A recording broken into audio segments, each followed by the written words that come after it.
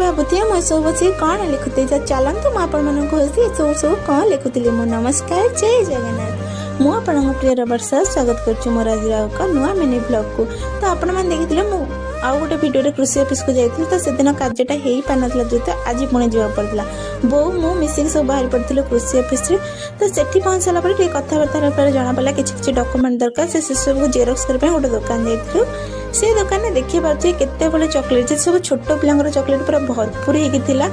आउ गोटे कथा जानते से पुष्पार कुरकुरी कौ मैंने सब कुरकुरी खाई कमेंट करेंगे तो आम दिज भाई भाई जेरक्स करके चली आसलु आसला मत फर्म सब दे तो से बस मुझे फिलअप करी फिलअप कला भितर जन मौसा मो पाखे बसते से मत बहुत बढ़िया से कोऑपरेटिव कला भल कथबार्ता भी समझ से पचारे जेहतु कौन पढ़ुचु कौन से विषय पचारे तो से सब कथबार्ता होके लेखा लेखी कार्य आम सर जाता से कम सरला आम घर को रिटर्न कर रिटर्न कला बाटे देखी पाते ये सब तली अलरेडी रुआ सजाई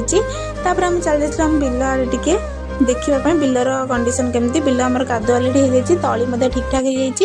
हो आम घर को रिटर्न कर रिटर्न कला बाटे देखा वर्षा होता तो आम टे मजा करके आसते जदि आज भिडियो आप भल लगी तेज लाइक शेयर सब्सक्राइब करेंगे।